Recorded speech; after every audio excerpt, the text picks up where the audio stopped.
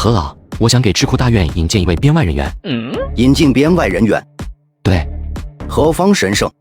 何老跟在座诸位都挺熟悉的，王静安。啥玩意？检举王静安？无论是何正风还是其他首席智囊，都以为自己是不是听错了。毕竟叶松跟王静安以及王家的那些恩怨，他们显然都是了解知情。我没听错吧？你要引荐王静安成为智库的编外人员？对，您没听错。当然了，如果说王静安的能力并不符合的话，那就算了。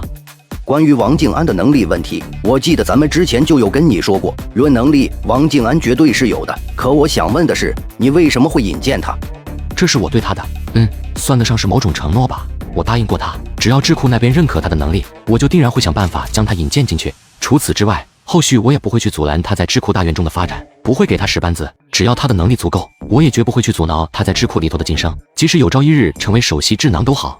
何正风闻言沉默起来，其余一众智囊也不约而同的齐齐朝何正风看去，显然是等着他来针对此事进行定夺。要说区一个编外成员，按理他们是绝对不至于这般的，甚至是他们压根都不会去过问这些于他们而言小到不能再小的事儿。可因为对方是王静安，是王家的王静安，王静安的能力是不用怀疑的，即使说现在进入正式智囊编队都好，以他的能力也是够格的。但我想问的是，你确定要把他引荐到智库大院当中？一旦他成为智库大院的成员，哪怕只是编外都好，只要他能够证明自己的能力，那么必然会快速升迁的。这一点并不能以咱们的意志为转移，咱们可以出于各种考量将他拒之门外。但他若是迈入智库这道门槛，咱们就无法再去打压他的成长，毕竟职责跟使命不允许。何正风继续道。另外我要说的是，在王静安本就能力不俗的基础上，只要他加入智库大院，王家必定会不惜动用所有资源，助他的智库生涯扶摇直上，平步青云的。智库那边过去一直将王静安拒之门外，是不是有王家的因素在里头？我要说没有，那肯定是违心之言。在你横空出世之前，其实咱们对王静安都是尤为看好的。对于他被誉为4、9成新生代第一人，该说不说，连我都认为是实至名归的。但是王静安那小子的野心太大了，加上他的某些行事作风难以被我认可。怎么说呢？说好听点，是他在这个年龄段的城府过于深了；说难听点，则是阴险过头了。打个比方说，林天南的恶行背后离不开他的介入。林天南之所以能够瞒着林家作恶多端，这背后离不开他私底下动用他的关系网去帮林天南擦屁股，为的就是林天南能在作恶的路上越走越远，为的就是有朝一日能让林天南捅出天大的篓子来，继而再借此去实现他重创林家的目的意图。也就是你的出现让王静安布了多年的局一朝被崩掉而已，否则若不出意外的话，他定然会利用林天南这个祸害把林家推上风口浪尖。你说就这种主儿，智库大院的大门敢轻易为他敞开吗？怎么那种事儿你们智库这边也去调查的？王静安的身份毕竟过于敏感，基于他3番4次想加入智库大院，再加上王家私下也没为他加入智库大院的事儿进行发力，所以审查王静安肯定是在所难免的。要知道智库大院可是关乎到华国的发展，甚至可以是关乎到华国的国运。若是王静安怀着扳倒林家，让王家一家独大的意图进入智库，这绝对不是一件好事来着。当然了，或许有朝一日王静安也会如愿跻身智库，跻身于智囊团的最高级别，但至少就当下而言，能拦咱们肯定会拦的。叶松若有所思的沉默不语。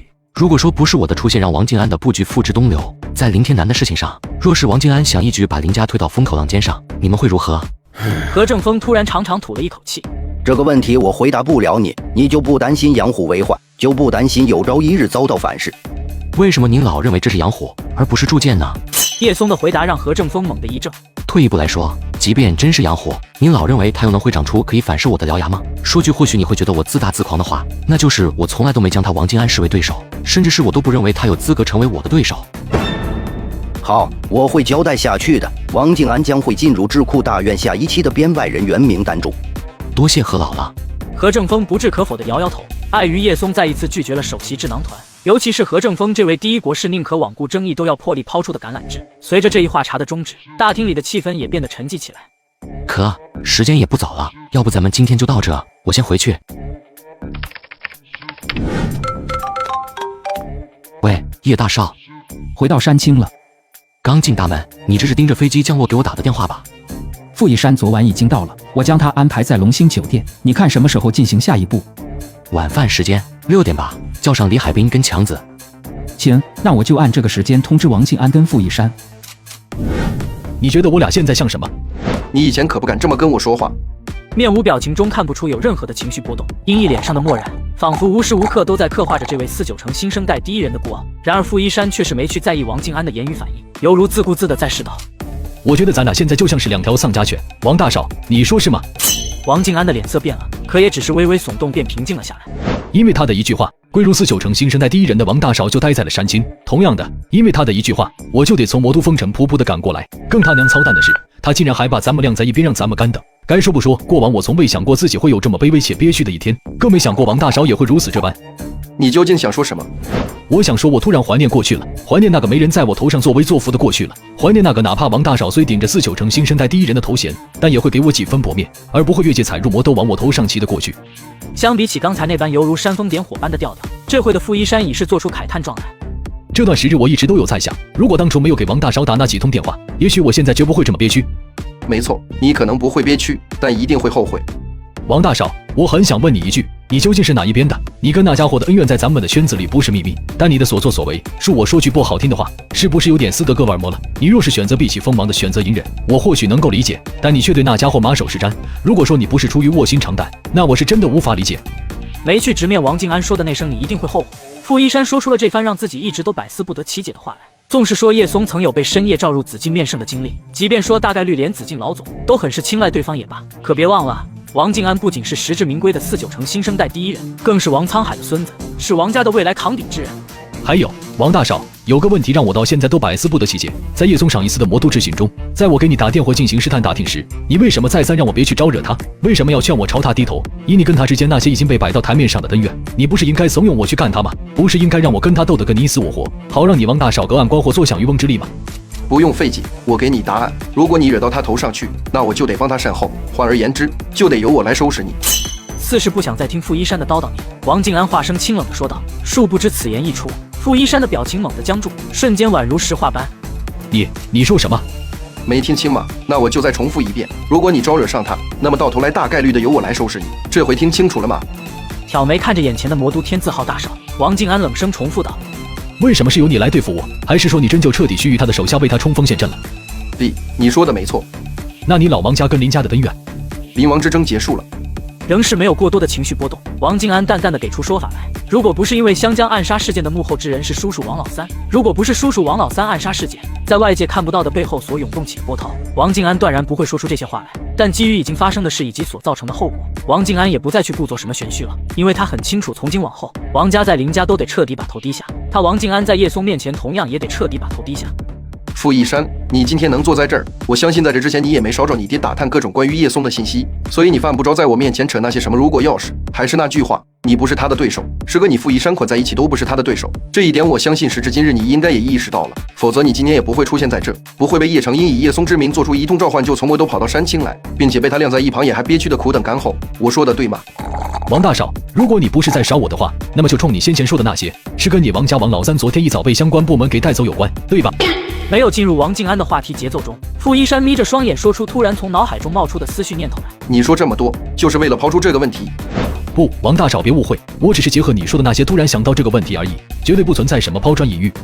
那就打住有关我叔叔王老三的话题。我大前天来的山青，除了代表王家去对叶松做出人道探望之外，就一直待在龙兴酒店里头。燕京那边发生的事，我也只是听说而已，具体情况尚未深入了解。不至于无知到意识不到，这对于王静安，甚至是对于整个王家而言，都是极其敏感的话题。傅一山也适可而止的在浅浅试探后打住，旋即话锋一转道：王大少，对于那家伙要成立同济会的事，你是怎么想的？他的意图目的已经很显然，就是想让咱们经营的心血沦为他的嫁衣。不出意外，咱们的圈子阵营中那些优质成员都会被他一网打尽，笼络到同济会的。除此之外，咱们这些年或扶持或提拔或找人栽培的各界顶级精锐翘楚，也都会被他给全盘接收的。你是想问我甘心，对吗？傅一山微微一怔，继而失笑道：甘不甘心这个问题已经不具备什么意义了。从咱们下榻于这龙兴酒店的那一刻起，甘心与否显然不再重要。我只想知道咱们能得到什么，又或者该说，如果那家伙无法让自己满意的话，咱们又该当如何处置？哪怕10个我捆在一起都不是他的对手，那也不代表我能接受被他无限剥削。不知道。我曾以为我能看穿他，可事实证明他的思维异类到了极点，我揣测不透。但有一点能够肯定的是，他不会让咱们吃亏，至少从明面上看，他不会让咱们吃亏。他对人性的拿捏，是我既往从未领略过的那般炉火纯青，所以你不用去担心那个问题。合着换而言之，就是咱们被卖了还得替他数钱的那种。不至于。傅一山沉默下来，短暂片刻后，神情突然陷入少有的凝重中。如果同济会在咱们的牵头下成立起来，那么从某种程度上就该意味着咱们对他马首是瞻了吧？区别只是背地里的马首是瞻跟明面上的马首是瞻罢了。我就问你一句，如果叶松让你为他干某件事，某件不会让自己现身漩涡的事，你是答应还是拒绝？王静安发出这么一出拷问来，傅一山闻言又是一怔，嘴皮子无声张合了2下，最终在欲言又止中再现沉默。我听我父亲说，他又进京面圣了。除此之外，他昨天还去了一趟智库大院，从中午直接待到晚上，离开的时候还是第一国师何正风何老亲自送他出到大门口的。你对这些似乎并不意外，因为这没什么值得意外的。已经被何正风何老视为接班人的他，在智库大院中待1天半天，有什么值得意外的？说出这句话时，王静安内心里头已然被无尽的苦涩给填满了。入主智库大院可是他一直都在追逐的人生目标，然而他所经历的却是一而再的被智库大院那边接连婉拒。再看叶松，不说什么几度面圣啥的，光是凭他被第一国师何正风万般青睐视为接班人，这就已经让双方的差距极其明显的展现出来。然而更讽刺的是，面对紫禁首席智囊团的再三橄榄枝，面对第一国师何正风的再三橄榄枝，叶松却是一句再拒。他王静安一直都求而不得的境遇，却是对方唾手可得的。你说什么？他被何正风何老视为接班人，他究竟是什么来头？第一国师的接班人可不是足够妖孽就能当的。王大少，到了现在，你该跟我交个底了吧？林正的儿子，林朝阳的孙子，